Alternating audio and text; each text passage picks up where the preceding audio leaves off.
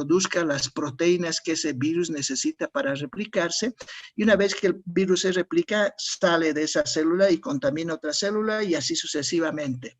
Entonces el virus ocupa la célula huésped para aprovechar su DNA de la célula huésped y su lenguaje del genoma, leer el código genético para producir proteínas, pero lamentablemente la célula no se da cuenta que está produciendo proteínas virales. Y esas proteínas virales son las que van a terminar con la célula y con la vida de la persona. Bien, aquí hay antivirales que impiden el ingreso del virus a la célula. Tenemos amantadina, rimantadina, doconazol, zanamivir o celtamivir. Los dos primeros, el primero y el último, por favor, son dos medicamentos que no los pueden obviar de sus medicamentos P, porque son los que más se utilizan actualmente. La amantadina se utiliza para el virus de la influenza y ha dado muy buenos resultados. Y el oseltamivir se ha utilizado también para un subtipo del virus de la influenza, cuando apareció una epidemia en los años aproximadamente 2004-2005 de influencia de tipo H1N1, y ahí se empezó a utilizar el oseltamivir. Algunos de ellos también han sido buenos, pero el mecanismo de acción, si ustedes aprenden los nombres, amantadina, rimantadina, docosanozol, zanamivir, oseltamivir, impiden el ingreso del virus a la célula. ¿Estamos? También hay antivirales que actúan sobre la fase de replicación del genoma viral. Impiden que el genoma viral que se está incorporando a la célula huésped produzca las proteínas virales. Y en una palabra, sustituyen muy fácilmente algunos de los ácidos nucleicos que tienen los virus, los cambia por otros a través de medicamentos que son muy similares a los ácidos nucleicos, para que el virus y el genoma no pueda ser leído y no se replique este. Los grandes medicamentos de este grupo siguen siendo activos: el aciclovir, ganciclovir, adofovir, sidofovir, foscarnet, penciclovir. Los dos que tienen que aprender absolutamente para siempre son el aciclovir y el ganciclovir, y obviamente los nuevos, valganciclovir y algunos nuevos que han salido. Ese tratamiento que se va a hacer para el COVID, desconozco si está en este grupo. Quizás habría que averiguar si está en este grupo para incluirlo, porque seguro que van a preguntar en el examen. Son temas de actualidad que uno debería saber, y más aún si están estudiando farmacología. Bien, los otros antivirales para virosis producidos por el HIV, virus de inmunodeficiencia, que pueden llevar al SIDA al paciente. No se olviden que el SIDA es la enfermedad, la contaminación es el virus, pero el SIDA es la enfermedad y no a todos los contaminados le da SIDA. Bien, hay antivirales entonces que interfieren con el ingreso del HIV a la célula, muy parecido a esto. Antivirales que impiden el ingreso y aquí interfieren el ingreso. En una palabra hacen lo mismo, pero este es para el HIV. Yo prefiero decir HIV porque me resulta más fácil que decir VIH, pero es lo mismo, por favor. Tenemos el enfuvirtide y el maraviroc. El único que se utiliza de este grupo es el enfuvirtide y hay en nuestro medio. Muy poco se utiliza, pero no deja de usarse, por favor. El otro grupo, inhibidores de la transcriptasa inversa del HIV. Recuerden ustedes que el virus del HIV es un retrovirus. Significa que es un virus que tiene su composición de RNA, no es un virus DNA. Para su conocimiento, los virus hay que clasificar cuáles son virus DNA y cuáles son virus RNA, y en función a eso ver si a esos grupos de RNA se podrían aplicar estos medicamentos, porque los virus RNA tienen una enzima que se llama transcriptasa inversa. Y esa transcriptasa inversa les da una cualidad, cual es de pasar su información al DNA. Si ustedes recuerdan, el dogma de la vida es DNA, RNA, RNA, proteína. Pero en el caso de los virus que son retrovirus, se altera ese dogma y en vez de empezar en DNA, empieza en RNA. RNA pasa a DNA, DNA a proteínas. ¿Y por qué pasan? Porque tienen una enzima que les permite pasar información que se llama transcriptasa inversa. No se olviden que el proceso de formación de las proteínas es a través de la transcripción y de la traducción, pero la transcripción va en un sentido DNA hacia el RNA. En este caso hay una transcripción inversa. El RNA pasa información al DNA y el DNA vuelve a pasar información al RNA, pero gracias a esas enzimas, que una palabra son polimerasas. Polimerasas del RNA son las transcriptasas conocidas inversas. Aquí las transcriptasas inversas son los medicamentos que utilizan este proceso. Tenemos los nucleósidos, nucleótidos y no nucleósidos ni nucleótidos. Si ustedes recuerdan, los nucleósidos son moléculas formadas por purinas pirimidinas más un azúcar que es la ribosa, que puede ser desoxirribosa o ribosa pura. Y los nucleótidos son las mismas bases purínicas, pirimidínicas más el azúcar, más fósforo. Ahí la diferencia, el fosfato es la diferencia. Estos no tienen fósforo y estos tienen fósforo, pero simulan mucho a los nucleósidos. Los nucleósidos y los nucleótidos, posteriormente los nucleósidos al adquirir fósforo se convierten en nucleótidos y el DNA y el RNA son polímeros de nucleótidos. Entonces, estos medicamentos engañan en una palabra a la célula y pueden hacer que dañen a la estructura de la transcriptasa inversa porque le están dando nucleósidos o nucleótidos no aptos para el proceso de generación de sus propias proteínas.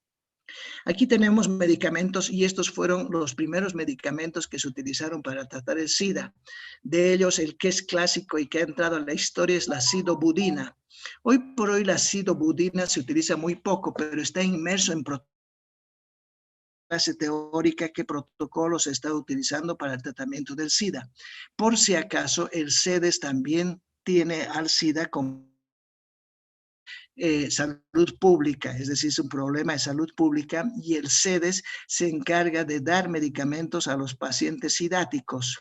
Programa donde se inscriben los pacientes con SIDA, según la carga viral, utilizan un esquema u otro y tienen protocolos que a veces van variando, pero en todo está la sidobudina, está la estabudina, es parte de ellos, en algunos el abacavir, en algunos la didanosina y muy poco tricitabina. Sin embargo, los medicamentos que sí tienen que acordarse son la sidobudina y la estabudina, que van a ser parte de protocolos del tratamiento HIV.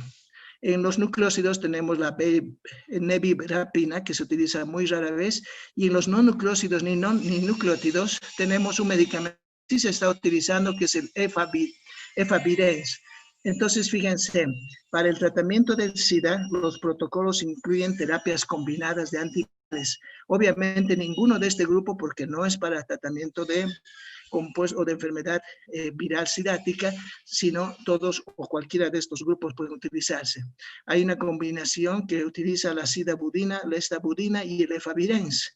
Entonces están mezclando 3 medicamentos. Vuelvo a decir, depende del protocolo que se esté utilizando, actualizado o no, cómo será en Bolivia para tratar el SIDA, y ese podría ser una investigación para ustedes, cómo se trata el SIDA en Bolivia, o entrando directamente a internet y ver cuál es el protocolo más actual para el tratamiento del SIDA y qué medicamentos. Vuelvo a decir, la estabudina, sidobudina, efavirenz están en casi todos los protocolos.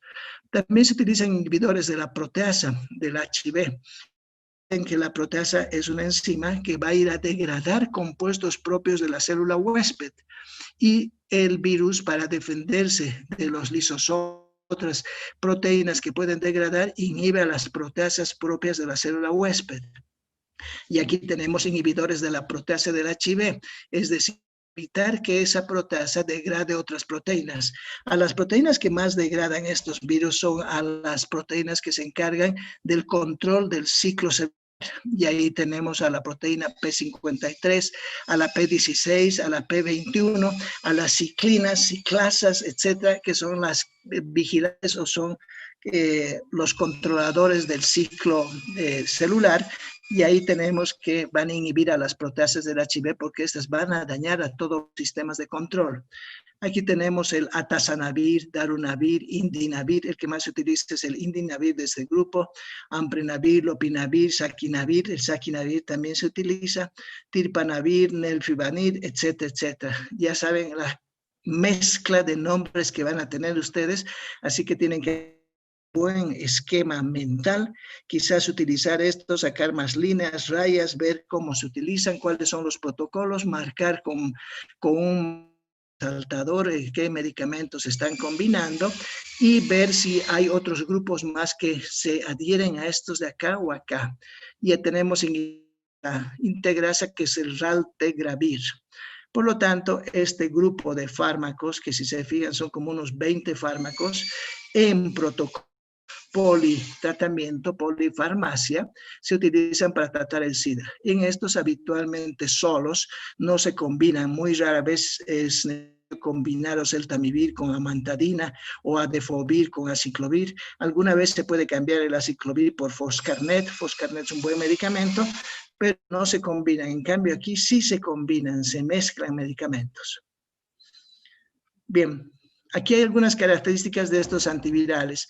Solamente pongo los que más se utilizan. Hay muchos que han aparecido, particularmente estos 10 años y este último año muchos han aparecido, que habría que ver si en la clase teórica les van a dar o no. El aciclovir es el clásico. Y del aciclovir sale el valganciclovir, cuya acción exclusivamente es para el citomegalovirus, que puede matar. El aciclovir, en cambio, es para el herpes o aquellas lesiones que no matan al paciente. Entonces, el aciclovir, el ganciclovir y la vidarabina tienen un mismo mecanismo de acción. DNA polimerasa debido a triple fosforilación del compuesto. Compiten con el GTP por incorporarse al DNA. Todo esto es molecular.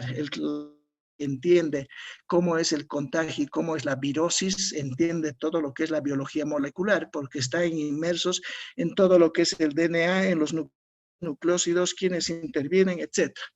Vuelvo a decir, es imprescindible que haya DNA polimerasas para que los nucleótidos o polímeros de nucleótidos que constituyen el DNA se repliquen, es decir, para que haya una duplicación del DNA y además para que transcriba información. Sobre todo para la replicación se necesitan las DNA polimerasas.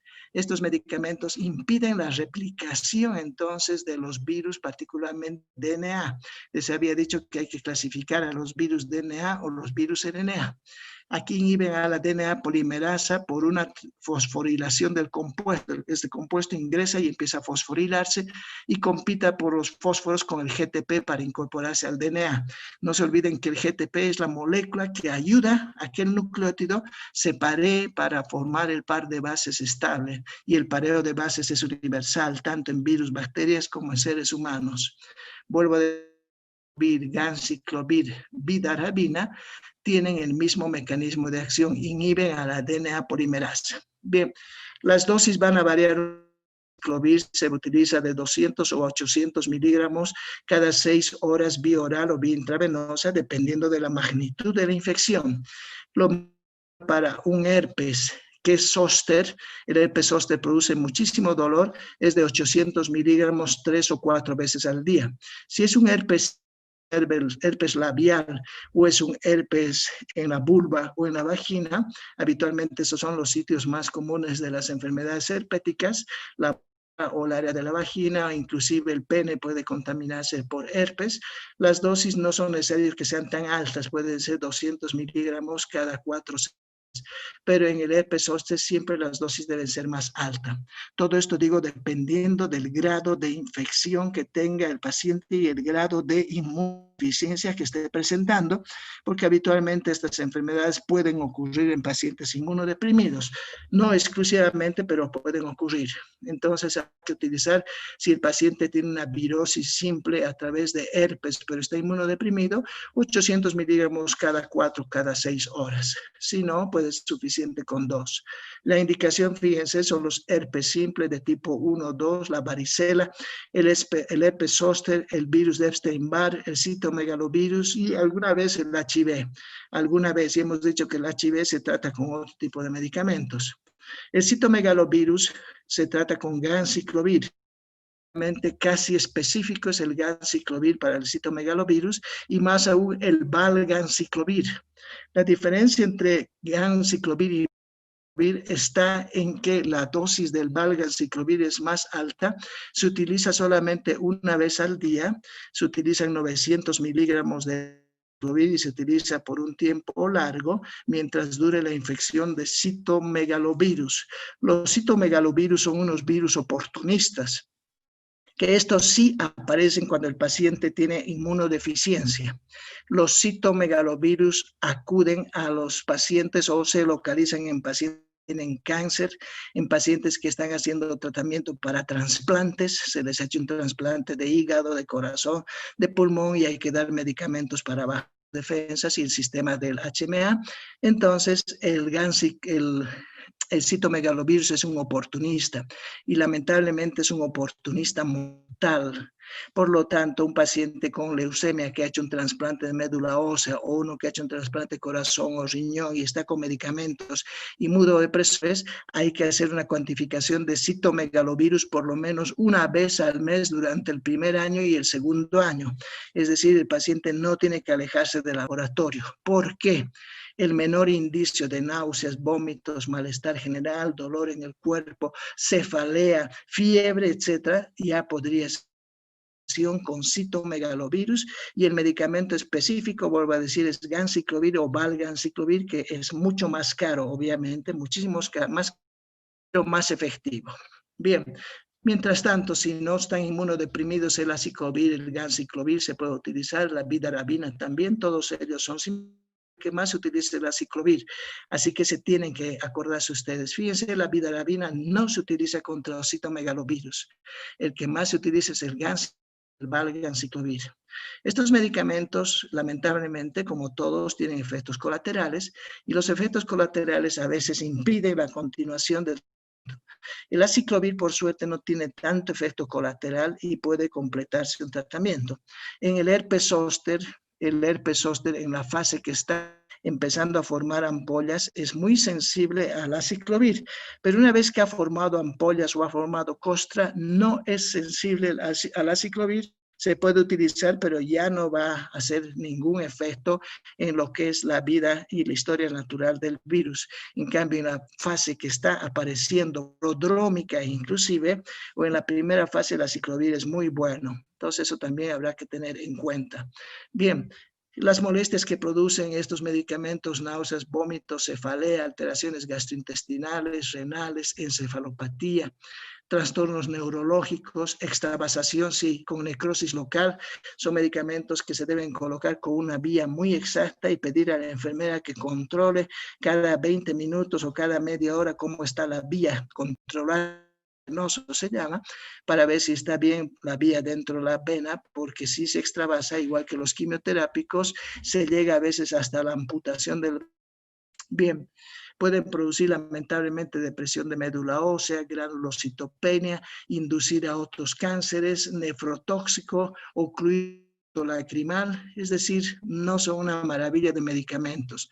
Lo más peligroso quizás es la depresión de la médula ósea y la granulocitopenia van a llevar a que aparezcan otras infecciones oportunistas y puedan producir muchos más problemas. Las náuseas, cefaleas, vómitos, alteraciones gastrointestinales se paran simplemente con medicamentos simples como puede ser el ibuprofeno o la metoclopramida para las náuseas, vómitos y alteraciones intestinales o loperamida para la diarrea. La encefalopatía es muy rara, trastornos neurológicos también son muy raros, pero ocurren. La necrosis local, si se da solamente intravenoso no van a utilizar ustedes porque más que nada van a manejar estos antivirales por vía oral. Y la depresión de la médula ósea y granulocitopenia que no ocurre inmediatamente. Estos efectos adversos, reacciones adversas no son inmediatas, estas ocurren con el tiempo. Visto a los 45 días, a los 3 meses, a los 2 años de haber utilizado recién alteraciones. La granulocitopenia se ve más rápido. la médula ósea no. Y carcinogénesis puede ser, son medicamentos que interfieren en lo que son los nucleótidos del DNA y ahí puede haber una razón. La amantadina, si ustedes recuerdan, se había dicho, es un buen medicamento para la influenza y fue el primer medicamento que se utilizó. Bloquea canales iónicos en la célula hueso.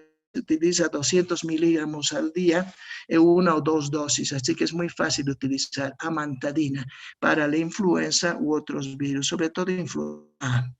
Puede producir, sin embargo, confusión, delirio, efectos anticolinérgicos, antiparkinsonianos, sobre todo en pacientes con insuficiencia cardíaca, porque bloquea canales iónicos. Los canales iónicos que bloquea son canales de potasio y canales de sodio. Entonces, podría haber alguna alteración en pacientes que tienen insuficiencia cardíaca, particularmente por el bloqueo de los canales de potasio. Y en los parkinsonianos lo mismo. Entonces, habrá que ver cómo utilizar en los pacientes y si requieren. Vuelvo a decir, hace unos 30 años los tratamientos para las virosis eran absolutamente sintomáticas. Desaparecían a las 2 semanas con o sin tratamiento, pero hoy día se han vuelto más agresivas y parte de toda la estructura de medicamentos tienen que tener ustedes en su aprendizaje medicamentos antivirales. La sidobudina fue el primer medicamento para tratar el SIDA. Hoy por hoy existe en Baltimore la sidobudina que hizo la fundación de Freddie Mercury. Ustedes recuerdan que había un cantante famoso, Freddie Mercury, que murió de SIDA e hizo una fundación. Y gracias a la fundación de él se descubrió la sidobudina y la sidobudina hoy por hoy es parte del tratamiento y existe un pequeño monumento donde está Freddie agarrando la tableta. Inhibe las transcriptasas inversas del virus RNA. No se sabía en esa época cuando Freddie Mercury todavía estaba vivo contra la dosis, se utilizaban 20, 40, 50, 60 porque estaban recién en fase 2 del estudio o un ensayo clínico para que sea medicamento. Después de que murió él, se empezaron a hacer estudios y hoy por hoy se sabe que las dosis deben ser altas. Entonces no se utiliza 50 miligramos, 60, nada, se utiliza 500 o 600 miligramos 2 veces al día. Pero hay tendencia hoy por hoy de aumentar la dosis. Entonces eso hay que ver, por favor, se utilizan pacientes que tienen SIDA o están contaminados con HIV. ¿Qué produce la sidobudina, que es el medicamento AZT, que se abrevió como AZT? Produce anemia, neutropenia, depresión de la médula ósea, alteraciones gastrointestinales y carcinogénesis. Lo que menos importa es la carcinogénesis porque los no van a sobrevivir a la inmunodepresión de la HIV, anula sus linfocitos y quizás algunos hagan linfomas, no cabe duda. Pueden presentar linfomas o cánceres cutáneos o sarcoma de Kaposi. Linfomas, cánceres cutáneos, sarcoma de Kaposi aparentemente están asociados virus del HIV y al uso de estos medicamentos, aparentemente.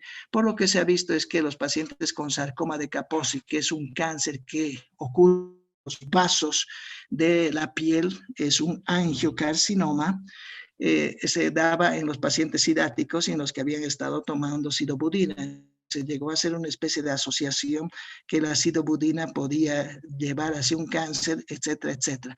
Hoy por hoy se sabe que independiente del medicamento puede dar paciente sidático cáncer en cualquier sitio, linfoma, sarcoma de Kaposi, otras enfermedades cancerosas.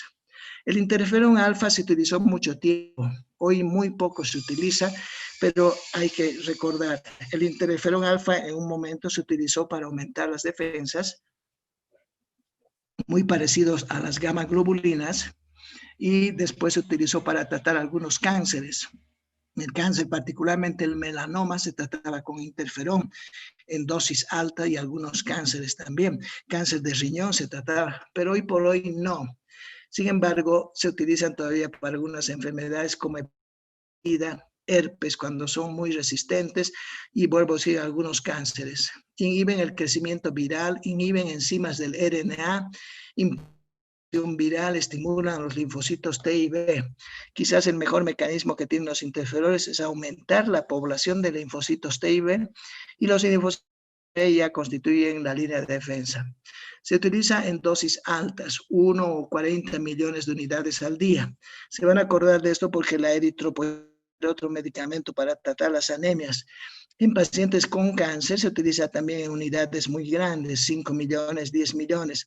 La penicilina sódica se utiliza en unidades. La penicilina sódica es también llamada la benzilpenicilina, se utiliza en dosis muy altas y que significan 10, 15, 20 millones. Entonces aquí hay otro medicamento que se utiliza en millones de unidades y es el interferón alfa. Habitualmente los protocolos incluyen 2 o 3 millones de unidades, 2 veces a la semana, 3 veces a la semana, 4 veces a la semana según los protocolos que se utilicen. Y vuelvo a decir, sirve para la hepatitis, SIDA, etc. El interferón, el gran problema que produce un síndrome parecido al resfrío, es un pseudo resfrío.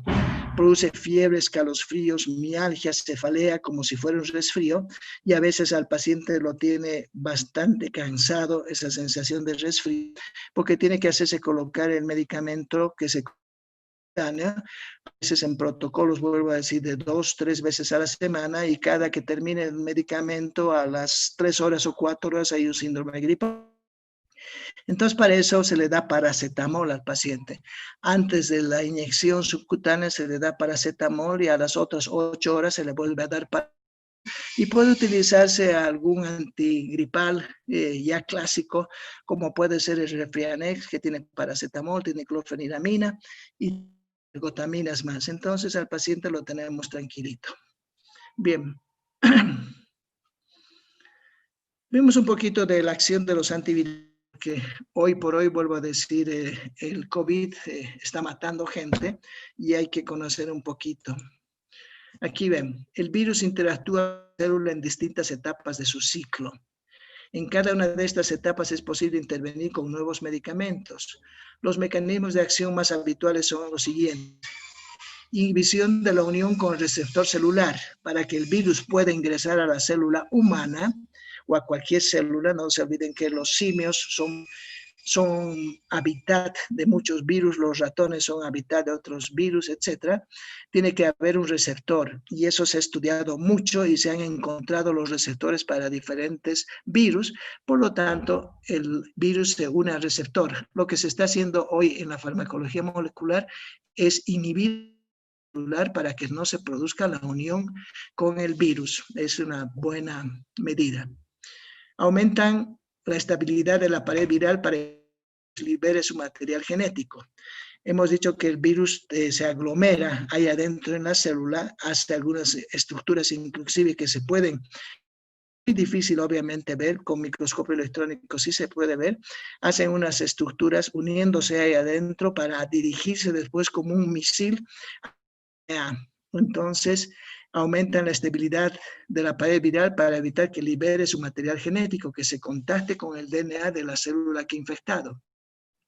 Inhiben enzimas específicas del virus, que produce el virus ya cuando una vez que el DNA de su célula víctima o huésped ha empezado a producir proteínas. Las proteínas pueden ser enzimas, en este caso son proteasas, integrasas, neuraminidasas que está produciendo la célula infectada para el virus, haciendo el favor. Entonces, hay medicamentos que inhiben a estas enzimas.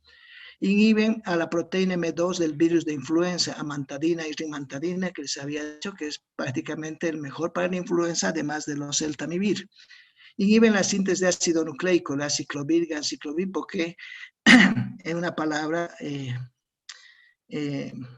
engañan al ATP de los no la ATP, a los ácidos nucleicos del virus. Inhiben la transcriptasa inversa, no cabe duda, del tipo nucleótidos y no nucleótidos. Bien, estos son los objetivos de la práctica que tienen que hacer ustedes. Y aquí dice que el estudiante reconozca los fármacos utilizables en enfermedades infecciosas. Fármacos utilizados como antiinfecciosos, las penicilinas y todo lo que hemos visto a lo largo de estas 2 o 3 semanas, las penicilinas G, potásica, sódica, benzatínica, penicilina B, las penicilinas persistentes, aminopenicilinas, penicilinas de amplio espectro, inhibidores de la beta-lactamasa, ácido clavulánico, sulbactam, tazobactam, cefalosporina de primera generación, cefalosporinas de segunda generación, de tercera generación, carbapenemas, edimipenem, cistatina, el meropenem, modobactam, agentes los macrólidos, agentes contra anaerobios, clindamicina, metronidazol, agentes contra gérmenes gram negativos, aquí están aminoglucósidos, quinolonas, agentes para la gonorrea, antimicrobianos de amplio espectro, etcétera, etcétera. Son nombres y medicamentos que ustedes tienen que escoger cuáles van a ser sus medicamentos P para conocerlos, por favor. Las drogas antituberculosas, las drogas para la lepra, las drogas antimicóticas, las drogas antivirales que acabamos de ver, antiprotozoarios, amebiasis, qué medicamentos se utilizan, leishmaniasis, tripanosomiasis, giardiasis, tricomonas, etcétera, etcétera, asociaciones de fármacos para tratar, por ejemplo, la toxoplasmosis, la sulfipirimetamina para tratar el Pneumocystis carini. El Pneumocystis carini o jovensi, que se llama actualmente, es un oportunista. Alguien decía que era un se discutió muchos años si era un parásito y otros dijeron que era una bacteria. Hoy se considera una bacteria, pero siguen otros defendiendo que es un parásito.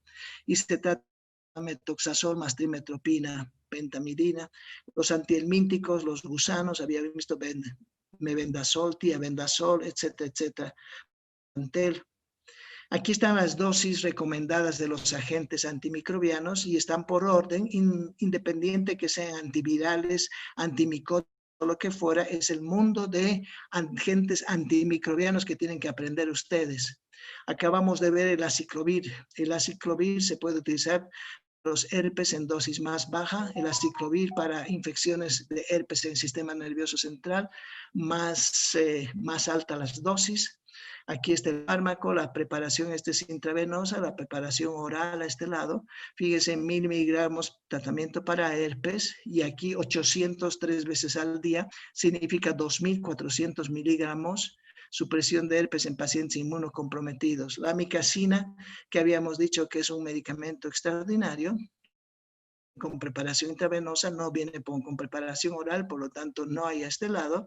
Y así sucesivamente, Astronam,